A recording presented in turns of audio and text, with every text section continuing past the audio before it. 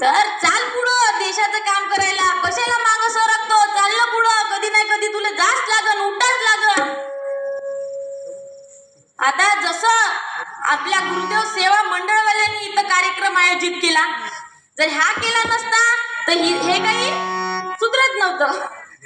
आता आपले जे गुरुदेव सेवा मंडळ प्रेमी आहे ते खूप चांगले आहेत, म्हणून आज इथं कीर्तनाचा कार्यक्रम करत आहोत. आपण आता कोरोना काळात किती गेले हो, आपलाही नंबर लागला असता. काऊन नाही लागला? आपण आपलं भाग्य होतं कीर्तन ऐकायचं, कीर्तनाचे कार्य करायचे. म्हणून तुकडोजी महाराज आपल्या ओळीमध्ये सांगतात, गावाचा प्रत्येक सज्ञान याचे असावे सहकार्य पूर्ण, हाक देता सर्वजण जमून यावेत एकत्र.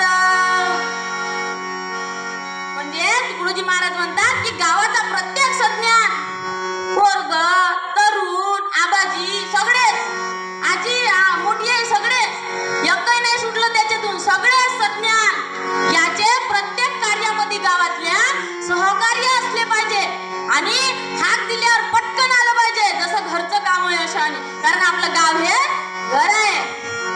म्हणून तुकडोजी महाराज म्हणतात भजनामध्ये, अरे रिकामा कशाला फिरत, तुझं गावात का फिरत.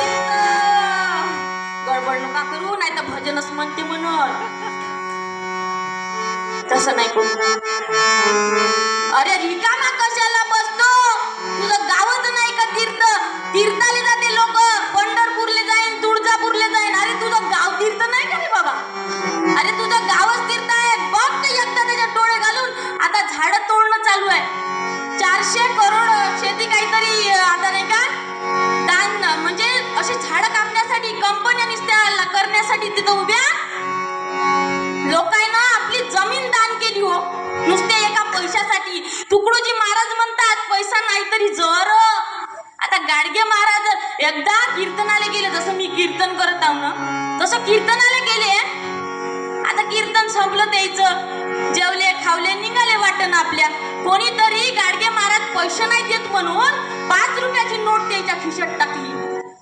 5 रुपयाची खिशात नोट टाकली. जसं जाता जाता गाडगे महाराजाच्या खिशात हात घातला आणि महाराजाला